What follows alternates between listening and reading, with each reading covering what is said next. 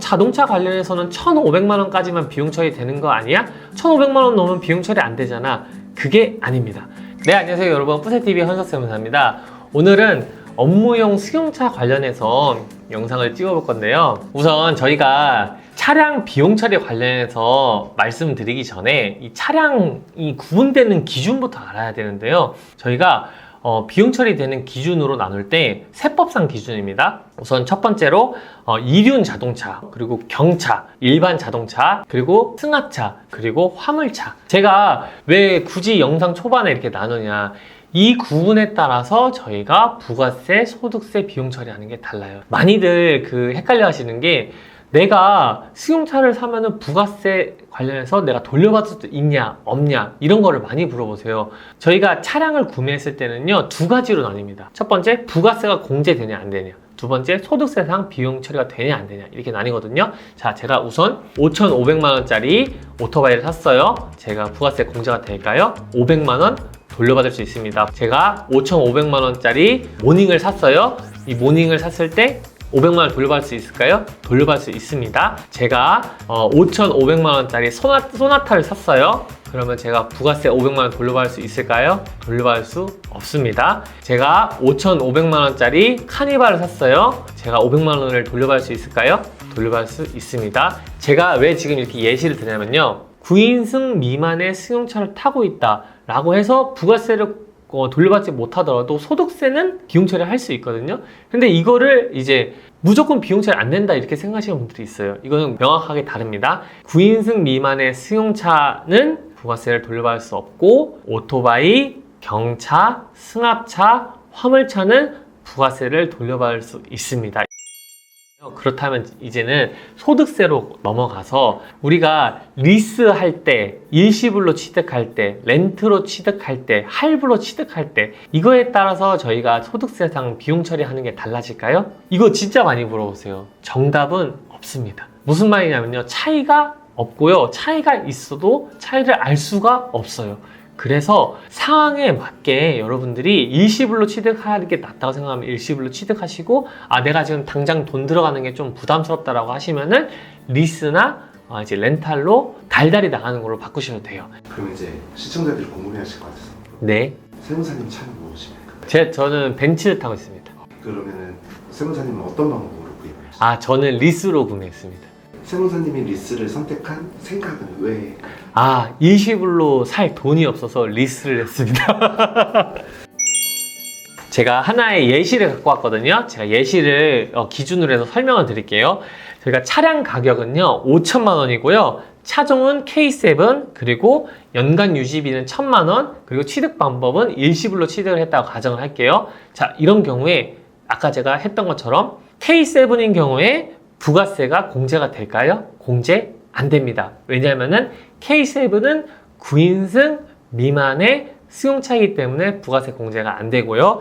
그리고 저희가 업무용 전용 보험이라는 게 있는데요. 저희가 2024년부터 업무용 전용 보험에 복식부기 의무자들은 2대 이상부터 가입을 해야 돼요. 근데 제가 이번 사례에서는 그냥 한 대라는 가정을 할게요. 한 대인 경우에 업무용 보험에 가입해야 될까요? 가입 의무는 없습니다. 단 2대째부터 가입 의무가 생깁니다. 감가상각비는 저희가 5천만 원 기준으로 했을 때요, 1년에 1,000만 원씩 비용 처리가 돼요. 근데 이게 한도라는 게 있거든요. 그럼 그 한도가 얼마냐면요, 1년에 800만 원이에요. 그러면 저희가 5천만 원을 5로 나눠서 1,000만 원 비용 처리가 되는데 800만 원이 초과가 됐죠. 그러면 800만 원까지는 비용 처리가 되고, 200만 원은 지금 당장 비용 처리가 되는 게 아니라 나중에 비용 처리가 됩니다. 그리고 연간 유지비가 비용 처리 되는 건요, 저희가 운행일지를 작성하는 경우에는 그 차량 관련된 비용이 전체가 비용 처리가 됩니다. 연간 유지비가 1,000만 원인 경우에 운행일지를 작성하고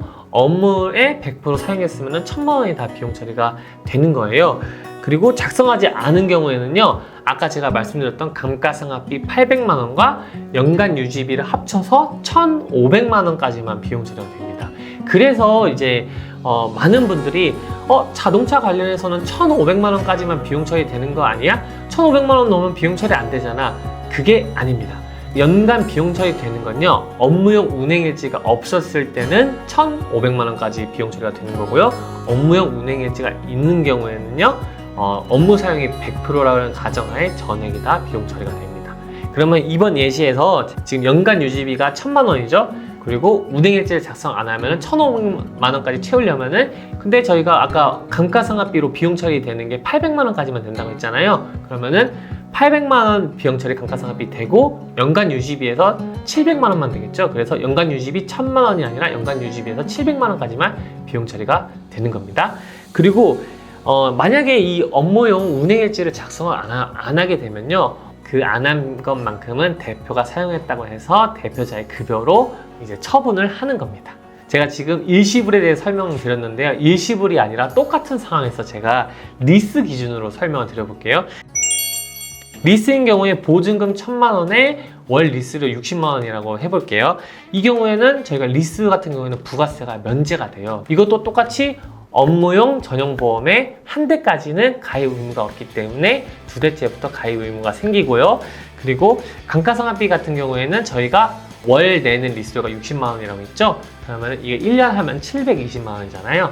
720만 원에 대해서 비용 처리가 되는데요. 물론 리스에 대해서는 감가상각비 인정되는 게 뭐 93%만큼만 인정된다 이런 내용이 있는데요. 이 내용은 좀 어려우니 그냥 720만 원 비용 처리 된다고 그냥 예시를 들어서 가정을 할게요. 자, 이 경우에도 똑같아요. 저희가 연간 유지비를 1,000만 원이라고 했으면요, 업무용 운행일지를 작성 안 했어요. 그러면 1,500만 원까지만 비용 처리가 된다고 했죠. 그러니까 연간 유지비 1,000만 원 중에서 아까 감가상각비 되는 게 720만 원이라고 가정하고, 그 외에 780만 원만 연간 유지비가 비용 처리가 돼서 총 1,500만 원이 비용 처리가 되는 겁니다. 만약에 업무용 운행일지를 작성하고요, 이거를 전체 다 업무에 사용했다고 하면은 저희가 감가상각비 720만 원에 연간 유지비용 1,000만 원 해가지고 1,720만 원이 전체가 다 비용 처리가 되는 겁니다. 자, 이제 차이를 좀 아시겠죠? 자, 그리고 마지막으로 렌탈에 대해서 해볼게요. 렌탈 같은 경우에는 보증금 1,000만 원에 렌탈료를 60만 원이라고 할게요. 렌트 같은 경우에는 부가세가 부담이 돼요. 그래가지고 부가세 포함이 돼서 뭐 66만 원 이렇게 돼서 부가세 부담이 되는 게 있고요. 렌트 같은 경우에는 저희가 승합차나 모닝 아니면 화물차 같은 경우에는요, 부가세가 부과가 돼서 나오잖아요. 근데 제가 아까 처음에 설명드렸죠. 승용차와 다르게 승합차나 경차인 경우에는 부가세 저희가 돌려받을 수 있기 때문에 이 렌트에 대해서 저희가 부가세를 돌려받을 수가 있어요. 그래서 일부러 이런 승합차 같은 경우에 렌트로 하시는 분들도 되게 많아요. 그리고 제가 업무용 보험 같은 경우에는 이것도 아까랑 똑같이 한 대까지는 의무가 아니고 두 대째부터 의무고요.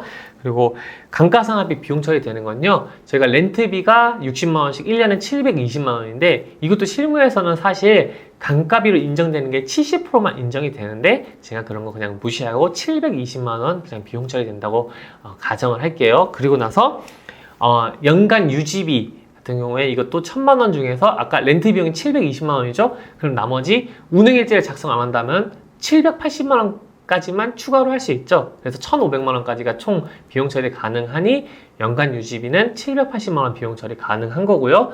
그리고 업무용 운행일지를 작성한다면 이것도 전체가 다 비용 처리가 됩니다. 그리고 이 경우에도 뭐 렌트나 리스나 저희가 일시불로 취득하거나 전체가 전부 다 운행일지를 작성 안 한다면은 대표자에게 소득 처분돼서 대표자가 상여로 급여를 더 많이 부과돼 가지고 세금이 더 많이 나오게 됩니다.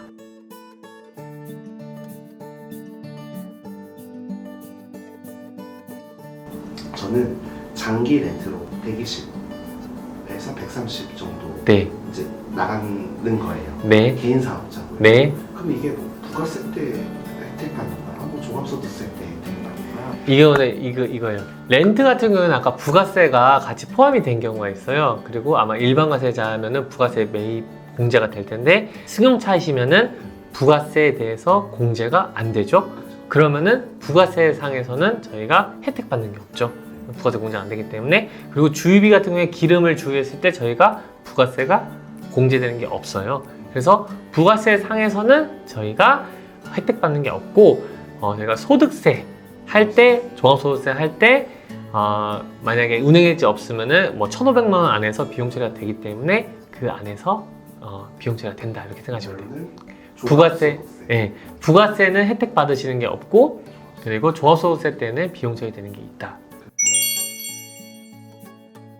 여러분 지금까지 제가 일시불이랑 리스랑 렌트에 대해서 설명드렸는데요. 보시면은 거의 차이가 없죠. 물론 제가 아까 리스나 렌트에 대해서 감가상각비 하는 거를 이제 단순화해가지고 실무랑 다르게 말씀드렸는데요. 거의 차이가 없고 차이가 있더라도 그 차이를 알 수 없는 경우가 많기 때문에 왜냐면은 이제 리스나 렌트 경우에는 제가 이자가 있잖아요. 일시불은 이자가 없고 리스나 렌트는 이자가 있기 때문에 그런 것까지 고려한다면 사실 비교하기가 굉장히 힘들거든요. 그래서 원하시는 차량, 원하시는 종류를 골라가지고 이런 구매 방법에 상관없이 원하시는 차량을 취득하셔가지고 사업에 잘 쓰시고 비용 처리하시면 좋겠습니다. 네, 지금까지 차량 관련해서 설명드렸고요.